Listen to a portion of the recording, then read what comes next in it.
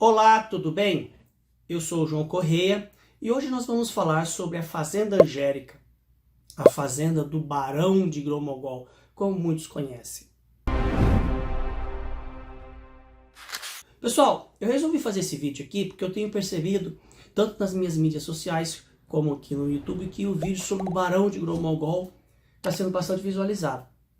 Então eu resolvi falar um pouquinho aqui com vocês sobre a história da Fazenda Angélica, que depois ficou conhecida como Fazenda do Grão-Mogol, que fica situado na cidade de Rio Claro, no distrito de Ajapi. O local é muito visitado hoje, principalmente o túmulo do Barão e as suas diversas lendas e histórias que existem sobre esse personagem aqui do interior do estado de São Paulo.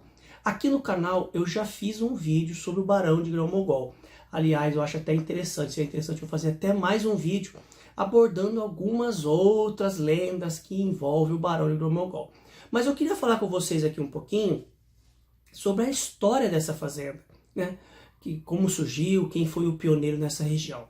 A Fazenda Angélica, ela foi propriedade, eu fiz algumas anotações aqui, do senador Vergueiro. O senador Vergueiro, ele foi proprietário da Fazenda Angélica, ele colocou esse nome em homenagem à sua esposa, que se chamava Angélica, e também foi proprietário da Fazenda Ibicaba.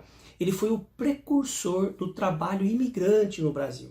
E é muito interessante que uma das suas filhas, Ana Eufrosina, casou com o Barão de Souza Queiroz, que também trouxe muitos imigrantes para o Brasil, bem antes do início da 1880, que foi o auge da imigração no Brasil. Então o senador Vergueiro, ele foi proprietário da Fazenda Angélica e Ibicaba, entre outras fazendas. Se você quiser saber mais sobre o Barão de Souza Queiroz, aqui no canal tem um vídeo que eu falo sobre a história da Fazenda Criciúmal. A Fazenda Angélica iniciou primeiro a sua produção voltada para cana-de-açúcar, depois ela se dedicou ao cultivo de café, e por volta de 1818, o senador Vergueiro, ele tem posse dessas terras, e a fazenda ela teve a sua estrutura como uma grande fazenda produtora de café nos anos de 1850. O senador Vergueiro, ele era um grande proprietário de terras, um grande comerciante de escravos. Boa parte de sua fortuna foi adquirida com o comércio de escravos, e também foi um incentivador do trabalho livre. E foi na fazenda dele que teve a revolta dos colonos, né, que foi liderada por Thomas Davids, se vocês quiserem depois que eu falo um pouquinho sobre isso, que ocorreu na cidade de Limeira. Uma coisa assim muito importante para a gente explicar por que a fazenda foi cair na mão do Barão de Grão-Mogol. O senador Vergueiro faleceu por volta dos anos de 1860 e seus filhos não souberam administrar os bens do pai, era uma fortuna.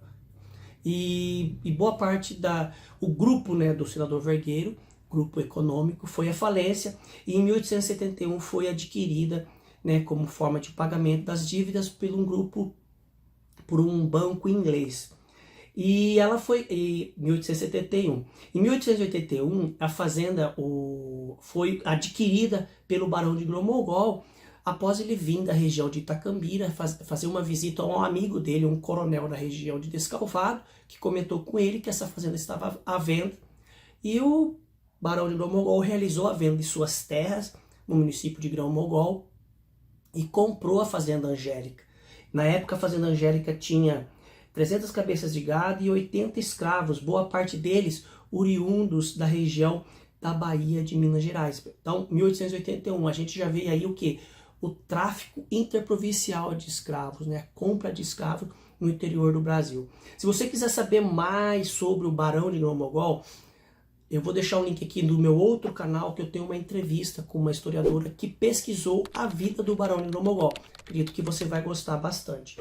E quando o Barão de Grão-Mogol ele adquire essa fazenda, existia uma casa já que morava a família Vergueiro, e ele iniciou a construção desse sobrado que existe hoje, né? E esse sobrado ele tem uma característica muito forte, porque não era comum na época se construir sobrados em regiões rurais. Então ele era uma construção urbana típica do norte de Minas e sul da Bahia. É muito interessante isso, que justifica assim a característica desse prédio, né? E boa parte da construção dele, desse sobrado, né, foi feita em alvenaria de pedra.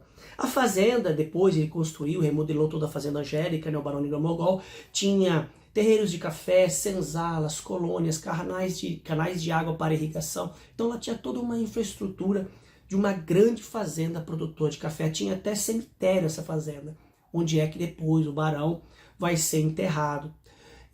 Lembrando que no canal eu fiz um vídeo sobre o barão, eu vou deixar o link aqui. Com a morte do barão,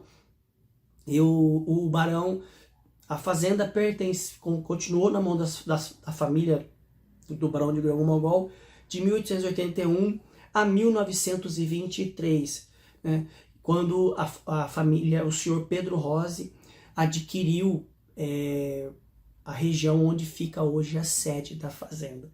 É muito importante falar um pouco sobre a história da Fazenda Angélica, porque há muitas lendas sobre o Barão de Grão-Mogol e a sua atuação, né, dentro da fazenda, do município de Rio Claro. Há uma dualidade muito grande sobre a vida do barão lá em Grão-Mogol, visto como um benfeitor, e aqui em Rio Claro, visto como um malfeitor, um homem que maltratava os seus escravos. Enfim, tem muita coisa ainda a ser pesquisada sobre o Barão de Grão-Mogol, e automaticamente a fazenda ela se torna em evidência, tendo em vista que foi local de moradia dele por muitos anos. Essa sede da fazenda, do sobrado da Fazenda Angélica, ela foi construída por mão de obra escrava, principalmente de escravos vindo do sul da Bahia e norte de Minas. Por isso que ela tem uma característica forte de uma estrutura, de um sobrado urbano dessa região. Ela possui 3 pavimentos e era muito sofisticada para a época, porque utilizava muita pedra. E na época, nas zonas rurais, não se utilizava esse tipo de construção. Eu vou deixar uma indicação aqui para vocês, Velhas Fazendas. É muito interessante esse livro do professor Vladimir Benincasa, que ele fala sobre a história, ele fala sobre as estruturas de todas as fazendas do interior do estado de São Paulo, como elas foram constituídas. Eu vou deixar o link depois aqui para vocês.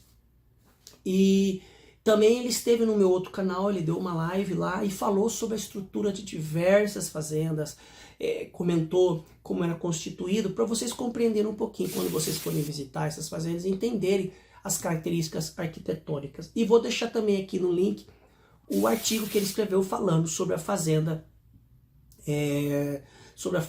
de Grão-Mogol. E também, se você é um amante da história, gosta de história, eu deixo para vocês conhecerem aqui o UOL Leia Mais, que eu também sou assinante. Você gosta de revista de história, o cadastro é grátis, você tem acesso por 7 dias. Pessoal, espero que você tenha gostado desse vídeo e até o próximo vídeo do canal. Um abraço. Apresentando os nossos patrocinadores: Gema Editorial, transforme suas palavras em obras-primas. RM2 Questões, estude agora mesmo com o primeiro e único aplicativo de questões para o RM2 SMV da Marinha do Brasil. Café João, saboreie a história em cada xícara. Graças ao apoio deles, podemos explorar novas ideias, melhorar a qualidade de nossa produção e manter a comunidade engajada e informada.